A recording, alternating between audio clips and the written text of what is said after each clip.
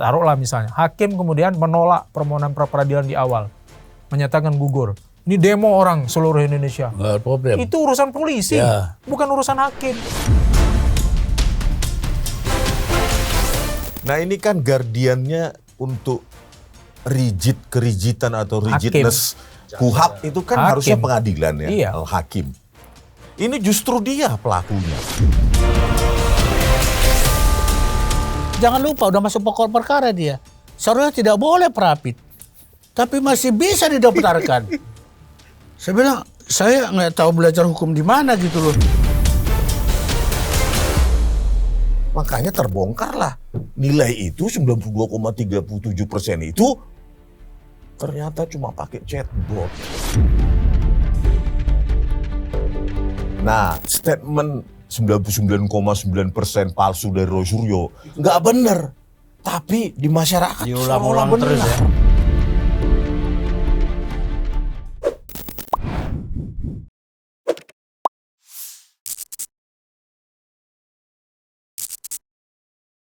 Nah ini menarik tadi kata Bang Jagir, ada abuse of process.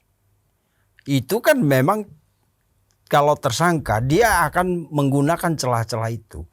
Tapi kan ada pihak lain di situ, ada jaksa, ada hakim yang dia juga pasti tidak mau prosesnya dipermainkan.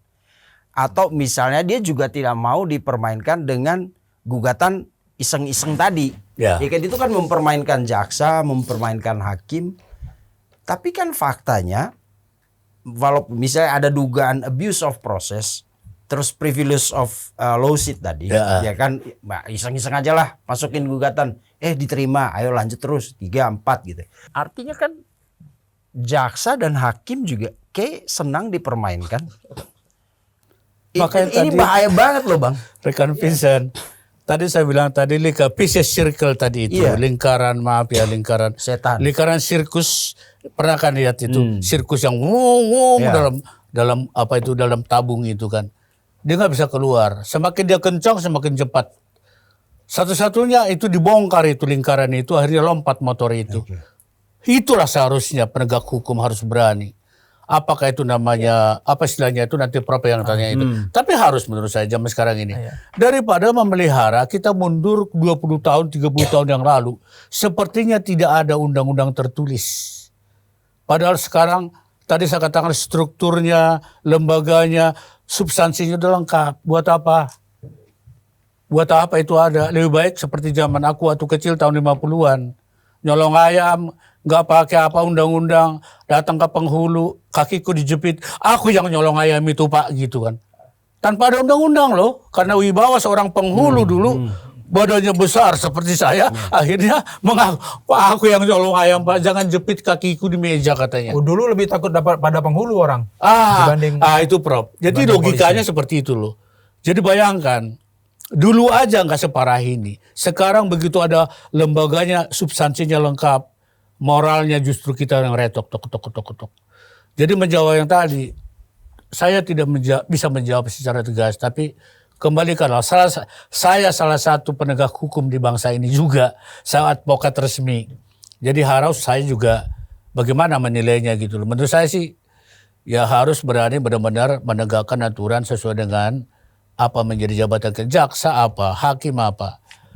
Tadi kata Prof tadi mengatakan kalau ada seperti pertanyaan Rismond tadi kan sudah didaftarkan, tapi udah jelas itu prapit mengenai tersangka. Contoh ini ya, ini yang disebut frivolous lawsuit tadi, iseng.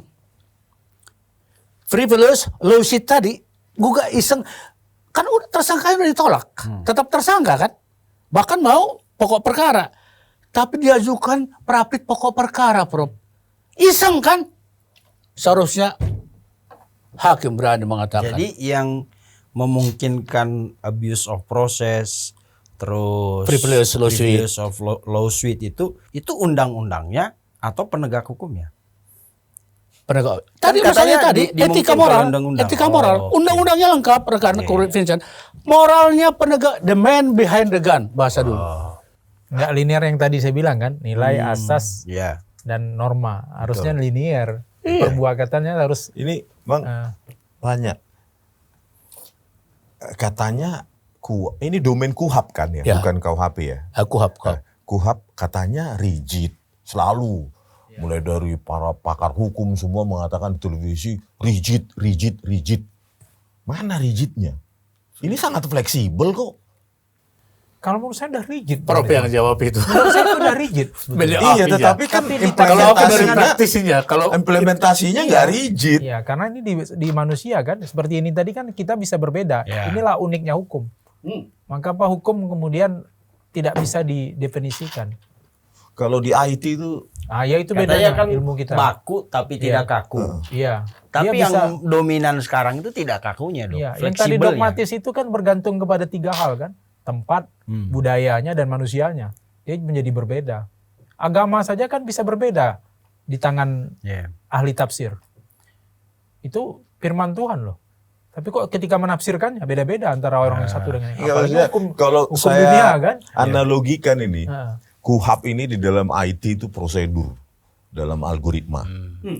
Itu KUHAP aturan 1, 2 harus aturannya gitu. 1, 2 proses 1, 2, 3, 4, 5. Kalau ini dirusak, biasanya diserang oleh malware. Maka semua terjadi disrupsi. itu yang tadi saya bilang dari awal tadi Jadi sudah tidak apakah linear. Roy Suryo dan timnya ini udah bagi di dunia IT itu sudah malware itu, malicious Virus. software, iya, Malware virus, namanya. malware, iya. Nah, ini Karena kan- yang dirusak itu adalah prosedur dalam algoritma itu. Harusnya yang menjaganya pengadilan nih Bang Rismon. Nah tapi ini yang menurut saya hari ini pengadilan yang menurut saya bereksperimen ya. Menurut saya. Bereksperimen ini harusnya ini nggak peduli, atau termasuk kemarin ya ketika misalnya mereka punya kewenangan melakukan penahanan, kejaksaan atau kepolisian. Sekarang kan kejaksaan punya kewenangan melakukan penahanan. Gas saja harusnya. Terserah orang mau ngomong apa, terserah. Karena celakanya Harusnya begini, Prof. Mereka ini kan tersangka. Hmm. Tersangka itu peluang, maksudnya nilai bahwa dia melakukan kesalahan Iya. itu ada. Ya, Tapi dianggap sebagai pahlawan. nah itu dia. Jadi secara hukum kita udah berantakan, Karena- pretel sana. Kan gini. Secara sosial, moral sosial, Iya. efeknya itu buruk sekali. Jadi gini Bang Vincent. Tersangka yang secara hukum, lu udah salah. Iya. Ada salahnya. Ya kalau salah sih sebetulnya Tapi putusan pengadilan. kemudian kan? diagung-agungkan, oh ini mereka pahlawan mencari Iya. kebenaran. Padahal data-data yang mereka kumpulkan pun itu udah dipatahin semua. Ya. Ya kan sebetulnya pembuktian data-data yang mereka patahkan itu kan memang di pengadilan di Iya. perkara. Cuma kan ini twi risten tri meningan. Dua orang sarjana hukum menghasilkan 3 pendapat. Ini kan nosuhan aine juristen Ya. behrip ponre. Tidak seorang pun dapat mendefinisikan hukum sebagaimana di dalam ilmu pasti. Walaupun sebetulnya hukum ini kan pasti sebetulnya. Ya. Legalistik. Nah, tapi kan gini, orang kan kalau tadi saya menyatakan kita ini ketika menegakkan hukum harusnya steril dari pendapat masyarakat. Akan selalu ada duanya. Itulah karena hukum tadi dia abstrak. Akan selalu ada ketika hukum ditegakkan, selalu ada pihak yang merasa ketidakadilan. Maka keadilan itu juga abstrak. Nggak bisa yang namanya hukum itu bisa memuaskan semua pihak. Saya kalau mengajar di kelas pertama, hukum itu saya bilang seperti cinta. Bagi orang yang sedang jatuh cinta, cinta itu berbunga-bunga, bahagia. Tapi ketika orang yang sedang patah hati, cinta itu menyakitkan. Nah seperti itulah hukum kira-kira. Jadi hukum saya gambarkan seperti cinta yang bagi orang yang menjadi tersangka, itu hukum merasa tidak adil. Karena dia merasa tidak bersalah. Tapi bagi korban, ini ketika hukumannya ringan, itu juga tidak adil. Hukum terasa tidak adil. Nah silakan, makanya muara dari perdebatan di bidang hukum ini adalah pengadilan. Maka dikuncilah azasnya Rex judicata veritate prohabutur. Putusan pengadilan dianggap benar sampai ada putusan pengadilan yang membatalkannya. Terserah. Kalau misalnya saya berpendapat, saya menyatakan air ini hakim nih misalnya, saya hakim. Saya menyatakan air ini adalah warnanya biru. 100 orang mau bilang air ini putih, silakan. Ini putusan pengadilan. Harusnya konsisten, komit hakim dengan seperti itu. Dia nggak peduli dengan viral, dia nggak peduli dengan penilaian. Saya, Bang Jagir, dalam beberapa kasus itu, kan misalnya polisi datang nih sama saya. Prof, ini kayaknya kasus ini viral ini, Prof. Kasus ini efek sosialnya tinggi. Oh, masalah sosial itu urusan Anda. Saya nggak ada urusan, jangan ajak saya berbicara itu. Nah makanya ketika Roy Suryo bertanya tentang ITE pada saya nggak mau jawab. Terus dihina-hinanya saya dibilang ini ahli apa ahli. Ya ngapain saya meladeni? Saya ahli pidana, bukan ahli politik, bukan ahli ITE. Ahli ITE Bang Rismon. Tapi kalau ahli pidana, ya saya bicara secara pidana, secara sosialnya bukan urusan saya. Harusnya hakim berpikir seperti itu. Mau di demo dia, itu bukan urusan hakim. Taruhlah misalnya, hakim kemudian menolak permohonan pra peradilan di awal, menyatakan gugur. Ini demo orang seluruh Indonesia. Nggak problem. Itu urusan polisi, Ya. bukan urusan hakim. Bahwa kemudian gara-gara itu dia celaka, dia dicelakakan segala macam gara-gara putusan. Pahlawan dia, masuk surga dia. Saya gitu berpendapat. Ketika saya berpendapat, ada orang kemudian mengkritik. Anda tidak baca betul-betul pendapat hukum Anda. Saya tidak pernah tidak baca pendapat secara betul. Bahwa 100 orang pun salah, saya akan tetap bertahan dengan pendapat saya. Ketika saya sudah mengkaji Bang Rismon dengan betul, berdasarkan ilmu dan pengalaman yang apa Bang Jagir, ketika orang menyalahkan, saya siap. Ya. Dan saya bertahan dengan itu. Banyak kok kasus Tom Lembong saya sendiri, kita webinar, itu berhadapan dengan tokoh-tokoh besar, saya siap. Saya berpendapat bahwa dalam kasus itu para terdakwa bersalah. Karena itu pendapat saya. Nggak bisa saya diganggu-ganggu, berhadapan saya sama Hotman. Menurut saya ini mereka bersalah. Dan putusan pengadilan menyatakan mereka salah kok. Ya saya bertahan dengan itu. Makanya kita kan membatasi kompetensi Bang Rismon. Masalah dokter, saya percaya sama dokter. Dokter Tifa. Enggak, bukan dokter itu. Maksudnya ketika penyakit, saya percaya dokter. Ketika kasus IT, saya percaya Bang Rismon. Tanya lagi. Kalau ini analogi lagi ya. Tadi malware menyerang prosedur dari algoritma. Malware tadi ya. Malware. Nah ini kan guardiannya untuk kerigitan atau rigidness KUHAP itu kan harusnya pengadilan ya, Iya. hakim. Ini justru dia pelakunya. Kalau dari persepsi saya, justru pengadilan itu yang merusak Sibilitasnya itu rigidness dari law itu, hukum itu. Kenapa? Di sini sudah didaftarkan nomor perkara baru, Iya. ya kan? Baru tanggal 3 Agustus didaftarkan pra-peradilan dan diterima dan ini ditunda kan gitu. Ya. Kalau di dalam IT Hmm. ini lebih bahaya daripada malware, Ya. yaitu insider attacker, serangan orang dalam.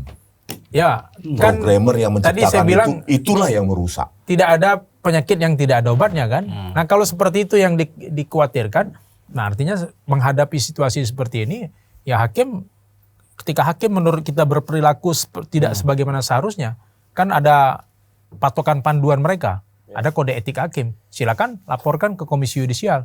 Kalau mereka di dalam pelaksanaan putusan, ya kan mereka mandiri dalam putusan. Tapi bukan berarti mereka tidak bisa bebas sebebas-bebasnya. Kita bisa lapor Bawas, Mahkamah Agung. Tapi sebenarnya obat sudah ada semua. Iya. Dokternya ada nggak ini di persoalan ini? Enggak, ini kan obat dalam obat. Obat dalam obat nih Bang Vincent. Iya. Ini kan hakim seharusnya kita anggap obat. Tapi menurut kita sekarang Bang Rismon mengkhawatirkan hakim kok berperilaku begitu. Kita bisa laporkan Bang Jagir ke Karena jadinya ke Bawas jadi atau ke kayak KY. gini. Kalau dulu orang bilang hukum ini tajam ke bawah, tumpul ke atas. Tapi yang terjadi sekarang adalah Tumpul kemana-mana. tumpul kiri kanan atas bawah dan tersangka pun ada kastanya sekarang.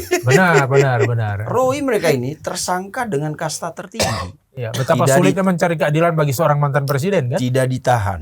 Iya. Bicara di mana-mana. Iya. Ulang itu lagi 109% Itu yang tadi saya dan bilang. Harusnya ini sudah jadi alasan yang kuat untuk melakukan penahanan.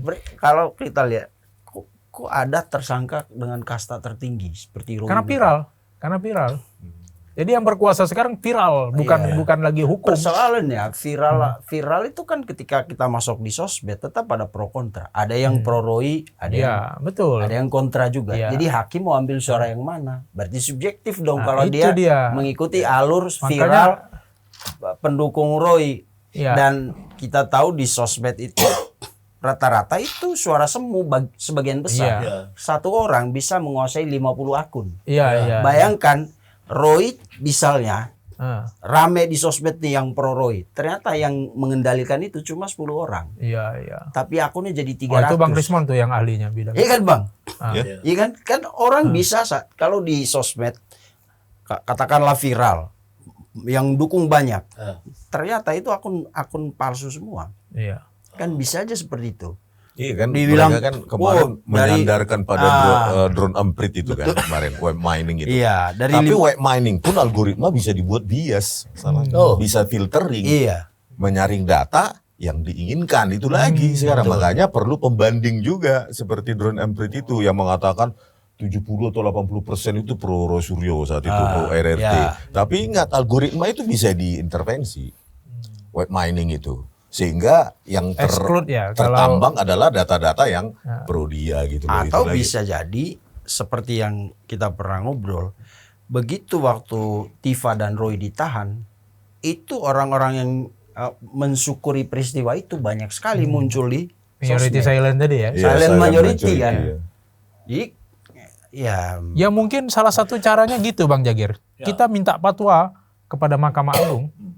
Itu mungkin jalan keluar. Ini kan artinya para hakim juga mungkin kita berbaik sangka saja, bukan penyimpangan nih mungkin Bang Rismon. Mungkin karena transisi ya antara KUHP baru dari KUHP lama ke KUHP baru. Mungkin mereka juga sedang eksperimen dalam penerapan hukum karena ada transisi ya. Nah, dalam hal ini mungkin coba minta fatwa kepada Mahkamah Agung mungkin atas apa yang terjadi ini. Aku menarik Bentar, sebelum lupa Bang Jagir, ini beberapa teman hakim itu banyak buat tulisan, termasuk terkait dengan permohonan pra peradilan berulang. Itu ada teman-teman hakim yang menulis. Ya. Dan itu bisa jadi dasar untuk nanti buat edaran Mahkamah Agung. Tadi rekan pinsan aku menarik sebenarnya pertanyaan Rismon tadi belum tuntas ya. Kalau pertanyaan di luar hukum, Rismon ini kan intelektual lah ya, peneliti.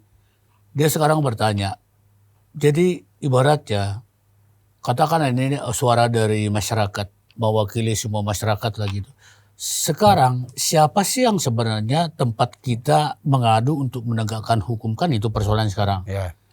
Ya nyatanya sekarang hakim mengabulkan ini, mendaftarkan ini di sidang suruh, terus di stop sidang di sana, pindah sini, terus ada prapit 1, 2, 3, 4. Jadi ini kan persepsi masyarakat ini kan, terus yang mana yang benar kan itu sekarang. Nah menurut saya yang paling perlu sekarang harus diberitahukan ke masyarakat.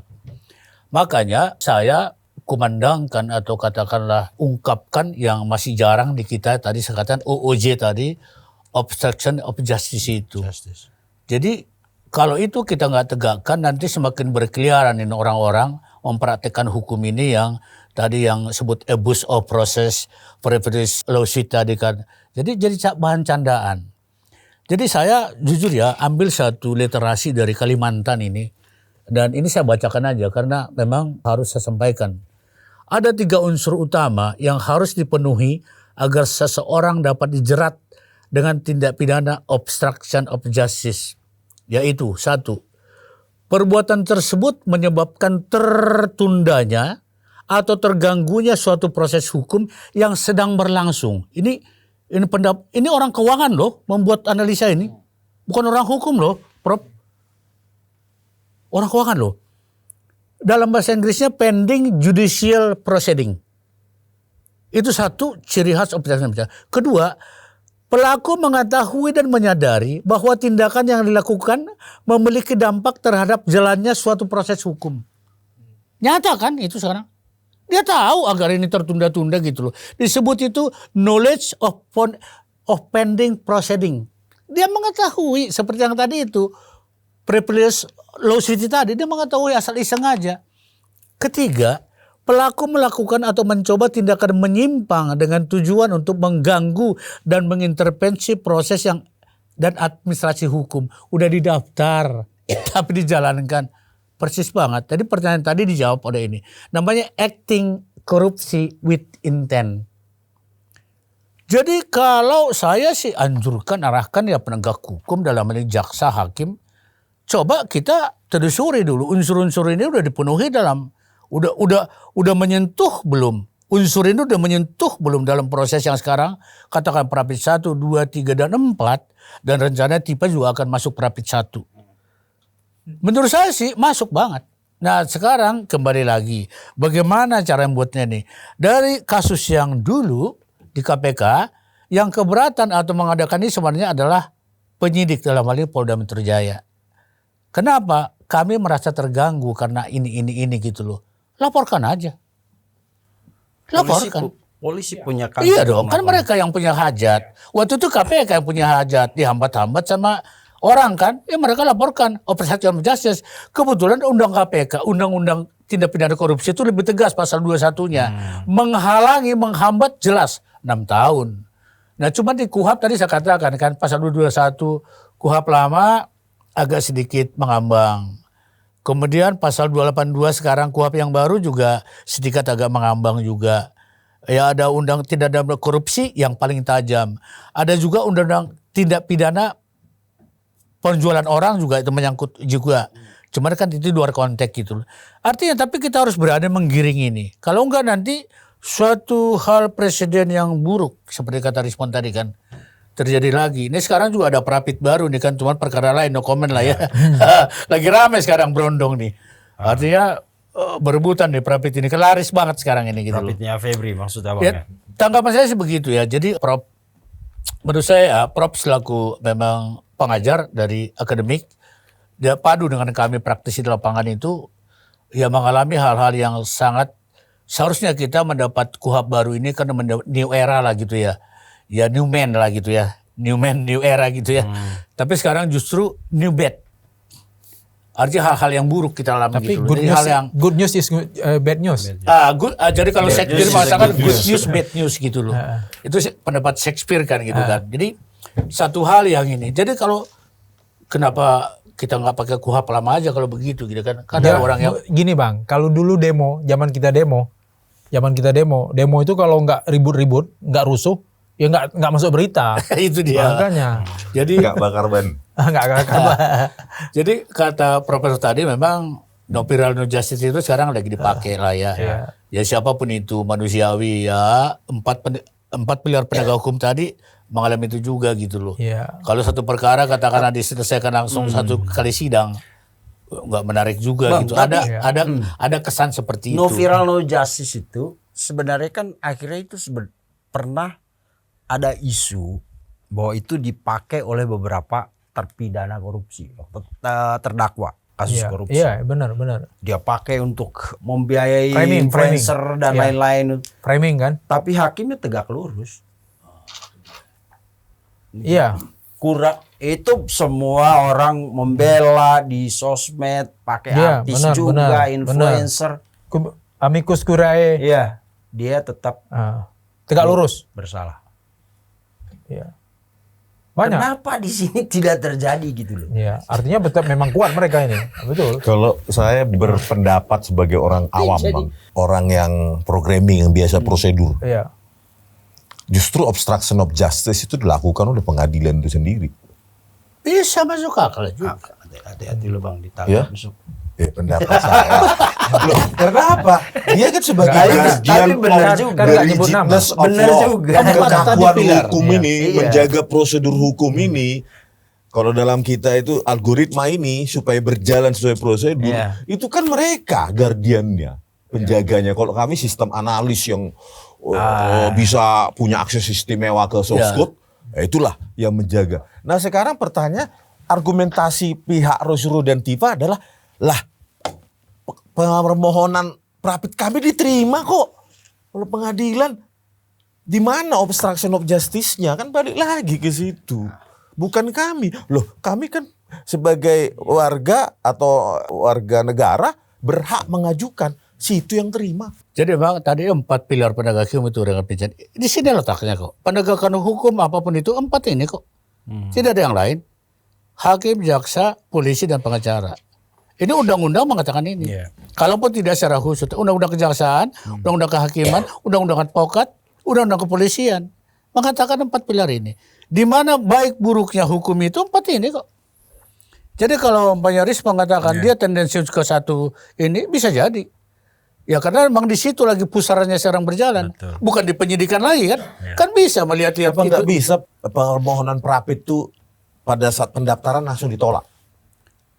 Itu Prof. Itu tadi. Tapi secara umum sebenarnya tidak. Tapi ada suatu itu. Tapi bahwa bisa langsung ditolak di Meja sidang pendaftaran. pertama. Oh, kalau di meja pendaftaran ya enggak. Ya, Setiap orang kan berhak untuk mengajukan. Seharusnya di meja pertama bisa. Iya. Di pengadilan pertama. Gugur. Di sidang Dengan pertama alasan maksudnya. gugur. Sidang pertama. Contoh kan dulu misalnya sudah disidangkan di pokok perkara, itu ketika sedang berjalan aja sidang pra itu bisa digugurkan.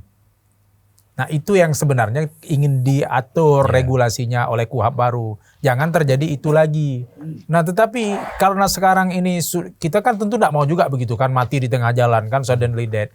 Ya biarkanlah kesempatan, harusnya ditolak sejak awal. Ketika sidang pertama itu dinyatakan bahwa ini tidak bisa lagi diproses karena sudah gugur. Karena sudah pokok perkara sudah disidangkan. Itu udah intuisi dan nurani hakim. Iya, harusnya begitu. Nah, ketika kita menganggap hakim juga tidak menegakkan keadilan, tidak menegakkan hukum sebagaimana seharusnya dalam perspektif kita. Nah, itulah sarananya. Mesti kita bisa laporkan hakim ke KY, kita bisa lapor ke Bawas atau kita minta pendapat hukum dari Mahkamah Agung. Saya lihat teman-teman hakim sebagian juga sudah gelisah. Itu nampak dari tulisan-tulisannya Bang Jagir. Ya. Tulisan-tulisan di website Mahkamah Agung itu banyak teman-teman hakim yang menulis mengkritik apa yang terjadi hari ini. Dan mereka menulis dengan konstruksi yang sangat bagus, tulisan ilmiah dan bagus, empirik. Nah ini tinggal keberanian dari pimpinan Mahkamah Agung untuk menertibkan ini. Nah, Arahnya kemana tuh, Prof? Arahnya akan membuat semacam edaran bahwa tidak diterima pra peradilan yang begitu. Berarti sudah mulai ada keberanian. Kan begini, kita juga tidak menutup mata banyak isu politiknya ini kan. Ya. Apakah tadi tulisan-tulisan itu bentuk perlawanan para hakim terhadap intervensi yang selama ini kita dengar-dengar ada intervensi juga di sini. Nah, hakim kan karena mereka tidak, yang tadi menulis itu tidak terlibat langsung di sini, kemudian mereka melakukan perlawanan dengan tulisan-tulisan ilmiah seperti itu. Karena ya kalau sampai terus ada intervensi seperti ini profesi mereka juga di ujung tanduk. Maksudnya martabat mereka sebagai orang ujung akhirnya para pencari keadilan itu jadi tidak ini lagi. Sebenarnya ada kode etik di pengadilan itu, sesama hakim mereka nggak boleh mengomentari putusan teman hakim sebenarnya. Tapi saya kira ini sebagai bentuk kegelisahan intelektual mereka. Karena banyak hakim-hakim cerdas ini banyak Bang Ridwan. Yang walaupun mereka praktisi hukum, tapi mereka otak dan pikiran mereka tuh sangat akademis. Walaupun mereka bukan akademisi ya. Banyak mereka yang sebenarnya berpikir akademis dan mereka menulis. Tulisannya bagus. Ini sangat ilmiah tulisannya dan itu mungkin sangat bisa menjadi dasar bagi Hakim Agung untuk mengambil Mahkamah Agung untuk membuat semacam edaran. Dan itu selama ini kan edaran sangat dipatuhi oleh teman-teman hakim seluruh Indonesia. Kalau kita ngomong, menghormati kalau kita ngomong, sebetul apapun kita ngomong, ya mereka kan duduk mereka lebih tinggi kok daripada kita. Betul. Nah, tapi kalau yang dari atas mengetok mereka, mungkin itu jalan yang harusnya, ya kalau zaman Presiden SBY dulu, dalam banyak kegaduhan hukum, Presiden SBY kemudian pidato. Contoh kasus Bibit Chandra, itu kan Presiden memerintahkan untuk saya prihatin, kata SBY kan. Kemudian diperintahkan Jaksa Agung untuk deponering. Tapi ini kan olehnya sudah opsi di pengadilan. Ya tidak benar juga kalau nanti Presiden pidato, nanti dibilang campur tangan pula. Jadi menurut saya yang terbaik adalah Mahkamah Agung segera menertibkan ini. Membuat tafsir dan membuat edaran, membuat fatwa. Saya kira itu harus diambil alih nih oleh Mahkamah Agung. Jangan ini dibiarkan berlarut-larut. Kalau sampai bulan depan ini masih berlarut-larut, waduh, ini kacau. Ini kan jadi presiden yang jelek bagi penegakan hukum. Tapi izin Prof, sama rekan Pincen, begini loh. Saya logika hukum saya nanti Prof luruskan ya. Orang praktisi begini berpikir. Prapit 1, 2, 3, 4 sampai kapanpun itu. Sebenarnya kuncinya waktu prapit tersangka itu ditolak, gugur semua. Overall tadi kata Prof. Kenapa? Karena tersangka inilah menjadi suhunya, menjadi motornya dalam setiap pasal 89 KUHP yang baru ada 9 upaya paksa itu. Penyitaan surat, penggeledahan segala macam. Karena dia tersangka. Begitu dong, Prof? Jadi kausalitasnya begitu gitu loh. Tapi kalau dia kemarin lepas jadi tersangka, yang lain ini bisa diprapitkan. Oleh sebab itu saya berpikir terbalik. Loh, tersangkanya masih tetap atau ditolak, kok masih bisa diprapitkan objek yang lain? Padahal itu tersangka itu menelurkan yang lain-lain itu. Penggeledahan, sekal yang nanti katanya prapit tempat itu sekal. Nah ini yang menurut saya tadi itu nggak tahu ya, penegakan hukum kita udah logikanya gitu dong. Kalau dia tersangka, katakanlah seorang tersangka, wajib digeledah, wajib surat-suratnya disita, wajib dicekal. Kalau enggak nanti kabur ke luar negeri. Masa dia diperapitkan udah tersangka? Nah, mohon Prof nih klarifikasi. Saya kira kuncinya seperti situ, Prof. Daripada kita bicara nanti siri-siri perapit. Apalagi tiba sudah masuk di sidang pokok perkara loh. Hanya masuk sekarang mundur sedikit 75 ayat 4 oleh jaksa. Jangan lupa udah masuk pokok perkara dia. Seharusnya tidak boleh perapit. Tapi masih bisa didaftarkan. Saya bilang, saya nggak tahu belajar hukum di mana gitu loh. Back to square one. Kalau abang aja pusing, Jadi, gimana kita? Artinya rekan pinjam ini perlu dong diketahui masyarakat. Tersangka ini tetap. Terus yang lain diperapitkan. Apalagi ganti rugi. Ganti rugi kemarin itu kalau tersangkanya dikabulkan perapitnya. Ganti rugi pasal 95 KUHP. Terus rehabilitasi itu nanti di end of the game. Umpamanya dia ternyata onslak atau prisprak. Dia harus direhab namanya. Yang pernah saksi, tersangka, terdakwa, direhab namanya. Pasal 97 KUHP mengatakan itu. Lah ini belum terjadi apa-apa kok. Bahkan tersangkanya tetap. Jadi ini suatu menurut saya abuse of process tadi. Frivolous lawsuit tadi masuk. 3 yang disusun oleh rekan kita di Kalimantan tadi masuk.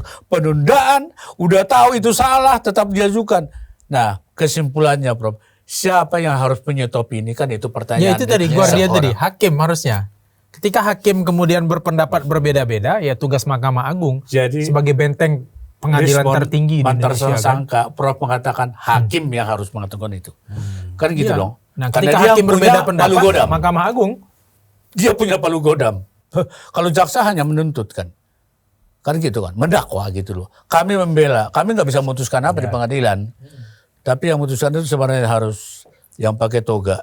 Iya, karena dia yang memutuskan. Orang duduknya jadi- lebih tinggi kok daripada kita. Saya kira mengarah pembicaraan kita ya operasi ini agar tidak terjadi. Kita pun tidak inginkan itu. Tapi menurut saya sekarang, menurut persepsi saya sudah terjadi. Penunda-nundaan, mencoba-coba, gugarkan kosong, memakai pengadilan padahal udah tahu itu ditolak. Terus bercanda. Bercanda. Oh my God. Kalau kata Risma kemarin direct oh Tuhan gitu. Tuhan. Menjadi pergunjingan. Roy langsung kaget. Oke, kalau kita ngobrol terus, waktu Tapi udah mulai dapat kesimpulan kita. Iya. Silakan Pak Prof yang menyimpulkan. menyimpulkan Ya, apa? kesimpulannya artinya di balik semua perdebatan tentang penerapan ya transisi sih mungkin ya dari KUHP lama ke KUHP baru ketika dibawakan dalam kasus empiris hari ini, Ya. maka ini ujian pertama, eksperimen pertama terhadap KUHP baru diuji dengan akrobatik hukum seperti ini, Ya. maka jalan keluarnya ya memang hakim yang harus menjadi guardiannya, benteng terakhirnya untuk meluruskan hal-hal yang mungkin tidak lurus. Nah, ketika hakim di tingkat pengadilan tingkat pertama terjadi perbedaan penafsiran, ya ada kegamangan dalam menafsirkan hukum, mungkin karena ada ketakutan viral, no justice, atau di sisi lain pendapat ya mungkin kadang-kadang hakim mengkritik kami juga nih Bang Jagir, kadang-kadang ini ahli, makin banyak ahli yang dihadirkan, makin bingung kami. Harusnya ahli ini kan menerangkan. Ya kami pun gitu juga Bang Rismon. Macam-macam juga pendapat ahli ini kan. Nggak satu juga. Akhirnya kami sepakat untuk nggak sepakat. Itu aja. Jadi tugas yang terakhir sebetulnya yang menjaga ini, benteng terakhir sumber supremasi hukum Indonesia ini adalah Mahkamah Agung. Nah dialah yang menjaga, memelihara kesucian penegakan hukum kita. Jadi kita berharap Mahkamah Agung untuk segera mengeluarkan surat edaran Mahkamah Agung atau fatwa. Dan ini nggak sulit bagi Hakim Agung, bagi Mahkamah Agung. Kenapa? Karena di kalangan internal hakim sendiri udah cukup banyak yang bersuara ini. Ya teman-teman saya yang hakim, baik tingkat pertama mau Hakim Agung, Hakim Tinggi, itu udah banyak yang bersuara. Tinggal kumpulkan aja itu pendapat teman-teman hakim. Dan saya kira jalan pikiran teman-teman hakim sama dengan Hakim Ketut di putusan pra peradilan kedua. Sama itu tinggal mengimplementasikan, dan hakim-hakim seperti Hakim Ketut itu tolong diberikan dukungan yang kuat dari Mahkamah Agung. Karena gimana Bang Risman, mereka ini takut juga hakim-hakim nih. Ya bukan cuma gini, contoh, inilah kita kan tadi itu. Memang Bang Vincent bilang tadi, ada yang didesak publik demikian rupa tapi hakim tegak lurus. Ada. Tapi Pak ada juga kan, hakim, jaksa sudah tegak lurus. Tapi kemudian apa yang terjadi? Dipersalahkan loh. Ya. Dalam kasus baru-baru ini, hakim dibilang melakukan pelanggaran kode etik. Dalam kasus yang saya juga jadi ahli dalam kasus itu. Kasus nasional. Saya tahu betul karena saya mengikuti perkembangan kasus itu mulai dari penyelidikan, penyidikan, sampai sidang di pengadilan. Bermalam-malam kita sidang. Nggak ada tuh pelanggaran kode etik oleh hakim. Nggak ada tuh kesalahan dalam penerapan hukum. Tapi tiba-tiba Presiden mengeluarkan abolisi amnesti. Dengan alasannya katanya ada kekeliruan dalam penegakan hukum. Nah ini yang offside. Kok bisa-bisa pula Presiden menilai ada kekeliruan dalam penegakan hukum? Harusnya kan nggak gitu. Kalau Presiden mau membebaskan, mengampuni, ya itu kan memang hak prerogatif Presiden. Ya kebetulan misalnya Bang Rismon suatu saat jadi Presiden, saya kemudian amit-amit yang melakukan tindak pidana, lalu Bang Rismon karena pernah malam ini podcast di sini ingin mengampuni saya, suka dia. Jadi nggak usah menilai persoalan hukum dong. Nah ini kan udah masuk pula, masalah hukum kan masalah teknis. Masalah orang-orang hukum. Makanya kalau saya Bang Vincent sederhana. Kalau besok kata Kementerian Agama puasa, karena sudah masuk bulan Ramadan, saya puasa. Saya nggak mau protes-protes, orang saya nggak punya teropong kok untuk melihat bulan. Saya ikut. Kata dokter, Bapak besok operasi saya. Makanya saya nggak mau komentar. Hidup aman bagi saya Bang Rismon. Saya tidak mengomentari sesuatu yang bukan bidang saya. Termasuk apa yang ditanya Roy Suryo tentang undang-undang ITE, itu bukan bidang saya. Tapi tindak pidana ITE ya saya tahu. Tindak pidana ITE ya, tapi kalau undang-undang ITE apa itu analog? Ya nggak ngerti, saya ngapain saya belajar itu? Ya. Sudah terlanjur saya belajar hukum pidana. Kalaupun saya harus belajar pelajaran kedua, ya belajar agama lah saya. Bekal saya di akhirat. Ngapain saya belajar pula forensik, belajar pula kedokteran. Banyak kali kerja saya. Saya bukan tipe orang yang, ada sih orang yang dia sekolahnya terus, walaupun dia bidang hukum, tapi kemudian dia belajar sekolah lagi kedokteran. Kalau belajar filsafat masih mending. Macam Prof. Yusril itu kan masih nyambung. Dan filsafat kan induk segala ilmu, boleh lah. Saya tertarik lah ikut jejak Prof. Yusril suatu saat misalnya kuliah S2, S3 lagi filsafat. Atau sosiologi lah yang lebih dekat. Tapi kalau saya harus terpaksa belajar kedokteran lagi, belajar matematika, ngapain buang-buang energi saya? Buang-buang biaya. Mending saya mendalami pidana lagi. Kalau ada tempat pelajaran hukum pidana nih di Antartika, di Kutub Utara, ya bolehlah saya belajar lagi supaya lebih pintar lagi saya kan. Tapi sekarang Prof, udah ada berapa yang saya kenal dokter jadi pengacara juga Prof. Ya boleh aja mereka. Satu bukan itu. Tapi, saya bilang luar biasa nih. Berarti tapi kalau saya enggak, A sampai Z. Ya, kalau saya enggak mau, karena di Amerika sih memang begitu Bang. Ya. Tapi kalau saya enggak lah. Kata Prof, Mahkamah Agung harusnya segera turun tangan. Turun tangan ini. Karena ada keresahan juga di internal beberapa hakim. Ya. Di kalangan pengacara ada juga keresahan. Ada kan pinjam gini. Ya. Kalau tadi Prof kan ahli, dia bisa overall. Kalau saya tentu dari profesi saya. Kalau profesi saya mengatakan begini loh. Jangan lupa, advokat itu sebelum melaksanakan tugas itu dapat BAS. Berita acara sumpah. Salah satu isi sumpahnya begini. Bahwa saya akan menjaga tingkah laku saya dan akan menjalankan kewajiban saya sesuai dengan kehormatan, martabat, dan tanggung jawab saya sebagai advokat. Dari 7 atau 5 poin berita acara sumpah itu. Jadi nggak main-main. Makanya disebut adalah profesi terhormat. Jadi saran saya, ya komentar saya lah. Kalau saya nggak ada saran ke mereka, komentar saya. Jadi bagaimana mereka memberikan advice kepada klien ini jika sudah tahu itu bahwa obscure. Ya, kalau tadi di eksepsi mereka kan tipe itu ada disebut obscure libel. Menurut saya saran mereka juga ke klien mereka obscure libel juga ini. Udah kabur gitu loh. Jadi nggak memberikan advice yang sebenarnya. Jadi artis yang kabur-kabur gitu loh. Akhirnya klien menanggapi maju terus gitu loh. Padahal tanggung jawab kita selaku penasihat hukum, jangan lupa itu penegak hukum 4 tadi itu. Waduh, ini kayaknya tapi mereka tidak mau mengeluarkan isi hatinya. Kalau dilihat begitu aktifnya Roy bicara, Ya. ini yang siapa mengadvis siapa Nah, sebenarnya? itu. jadi pernah dibahas tahu nggak di mana? Entah di sini atau di televisi atau Sorry di ya mana Mas itu. Roy.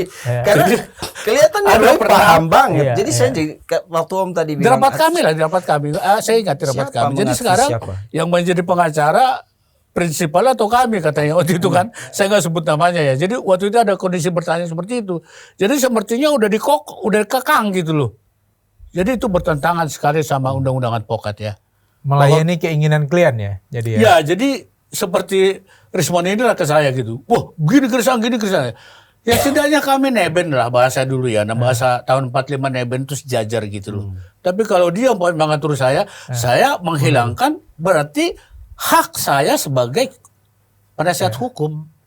Nah inilah yang barangkali menurut saya ya yang tafsiran saya boleh dong. Sepertinya udah berbalik ini. Lakukan ini kata prinsipalnya. Ya. Jadi derajatnya sekarang 30 dan 70.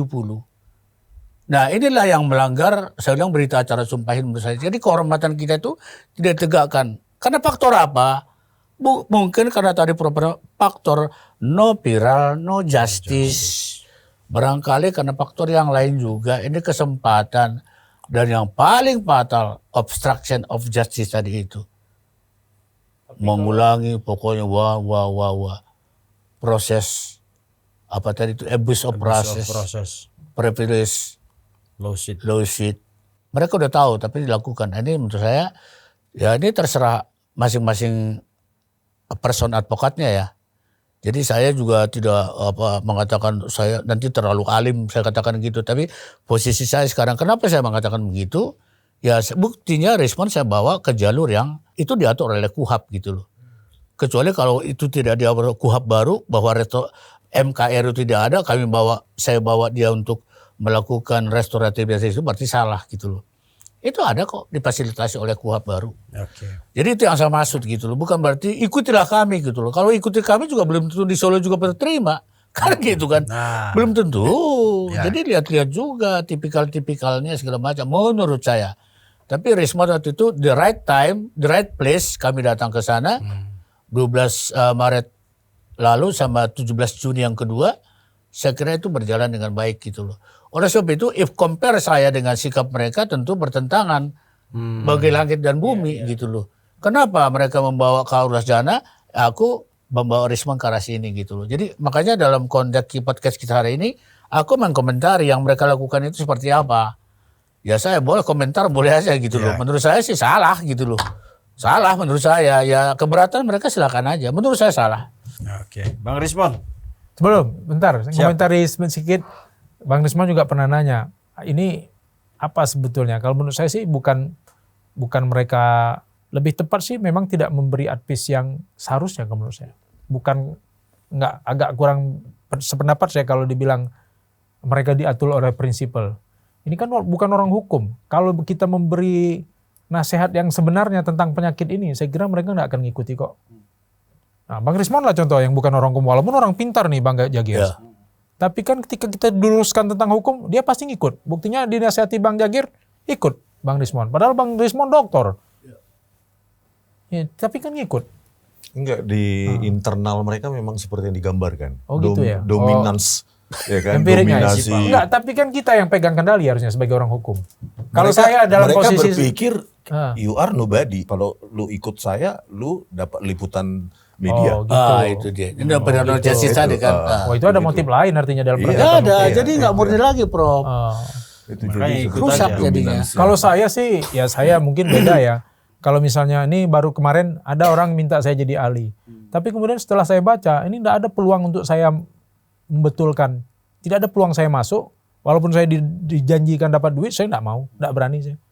Ya ngapain saya hadir di pengadilan tapi tidak ada yang bisa saya bela. Nggak berani saya. Gitu.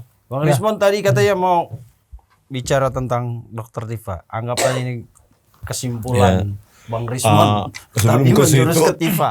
Sebelum ke situ sebenarnya setelah saya mendengarkan penjelasan dari Boleh, Profesor apa-apa, Erdianto dipancing lagi, dan apa-apa. Bang Jahmada Girsang, ini mirip dengan konstruksi di logika pemrograman. Tadi itu malware, ya kan, pihak luar, gitu. Terus ada insider attack orang dalam. Tapi ada lagi yang paling bahaya, data poisoning, peracunan data. Peliputan media yang terus berulang-ulang terhadap mereka, dominasi media yang sangat besar kepada mereka. Inilah data poisoning. Era disruption katanya di dalam dunia digital. Maka lu yang dapat liputan media, lu yang benar. Iya. Makanya Gitu. pers itu alat kekuasaan yang keempat ya. Iya, jadi mirip sekali dengan konstruksi logika pemrograman gitu ya. AI sekarang ini disruption. Nah, data poisoning ini itu menyebabkan atau memengaruhi output nanti keputusan. Ya karena apa? Ya media semua meliput mereka, media sosial bahkan rantai dari apa konten kreator mereka jejaringnya mulai dari pusat sampai Data daerah. posisional ya? Data Data poisoning. poisoning, Positioning. Data yang sebenarnya racun ya. racun. Itu dari kata poison. Takutnya ya data beracun ini Iya. mempengaruhi hakim sebagai pengambil keputusan kan itu yang paling bahaya. Hal baru. Dan ini very subtle. Kalau Kalau tadi kan sekedar- malware kan serangan luar jelas, insider jelas orang dalam gitu. Tapi bagaimana data positioning ini? Banyak orang nggak sadar itu loh bahwa berulang kali liputan media itu Iya. mempengaruhi hakim bermedsos Meracuni jadi ya. Iya. gitu loh. Nah Oh, itulah. bentar. Ada saya ingat kata-kata Ustadz Somad. Dia bilang kalau kita megang kucing, kalau satu orang bilang ini anjing ya, terus Iya. kita masih yakin ini kucing.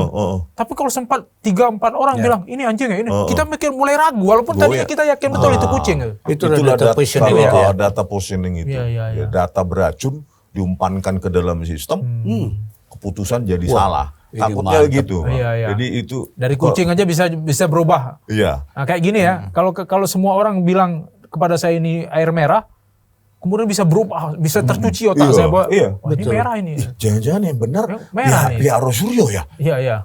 Takutnya hakim bisa tergoda atau tergelitik ke arah situ. Cuman Apalagi istilah ini aku baru banget. Ya. Rupanya mantap banget dalam hukum cocok ya data positioning itu ya. Data Dalam positioning. hukum juga berlaku. Ini tuh barang yang berlaku sekarang Prof ya. Yang podcast habis sidang Kompres ya. yang tidak benar dikatakan hakim tidak mengatakan 75 pasal 4 katanya ada yang mengatakan tidak mengatakan atau begitu rekamannya dikatakan sama hakim itu data positioning ya. Nah itu bang, itu kan my ada God. pak, saya lupa di KUHAP kalau salah ada larangan bagi advokat untuk konferensi pers setelah sidang. Itu dia Ada bahaya. itu, lagi baru ada tahu. tuh. Tapi Di apakah rancangan undang-undang advokat itu sempat dibahas. Iya, di rancangan KUHAP saya lupa cek ya, nanti kita cek. Rasanya ada di waktu kita pembahasan KUHAP ada itu pembahasan bahwa larangan advokat untuk konferensi pers terhadap perkara.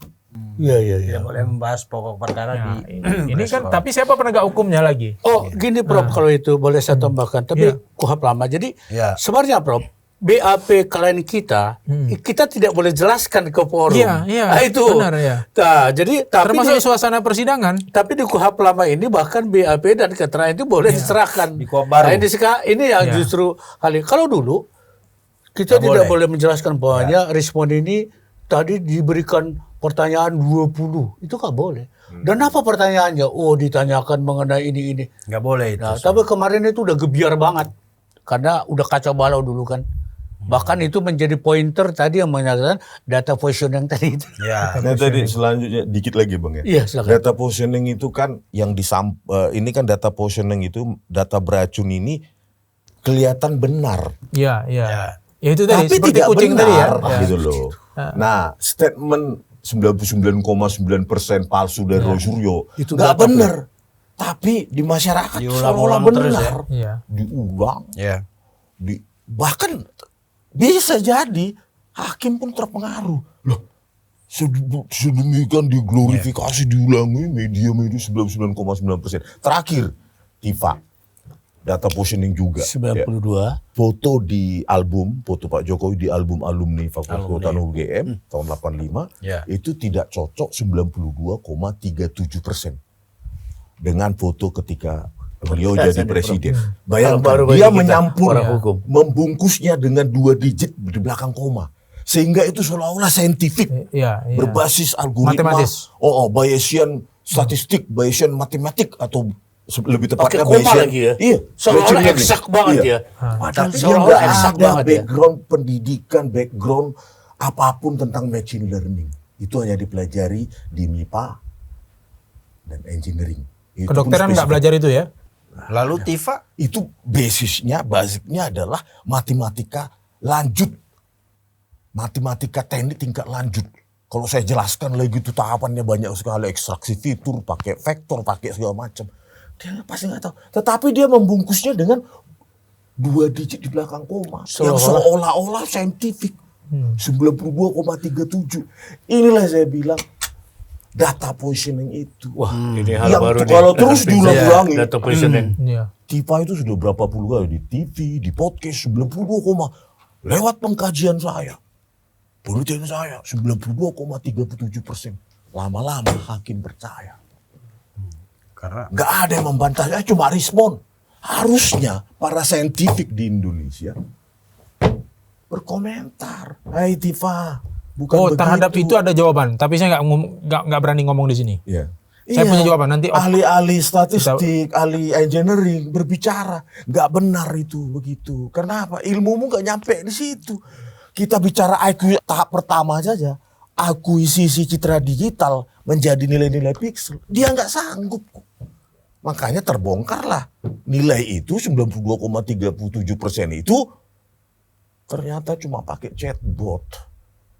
Dan dia melakukan itu katanya penelitian. Anak SD pun bisa Luar mengupload biasa. 2 citra. Iya, iya. Oke, tanyakan berapa persentase kecocokan ini pakai Bayesian, pakai chatbot atau chat GPT. Itu terbongkar di CLS. Tetapi hakim takutnya termakan oleh data positioning ini, Bang. Yang dibungkus seolah-olah benar. Data Iya. positioning itu begitu loh. Data Nggak positioning. disadari bahwa itu data salah.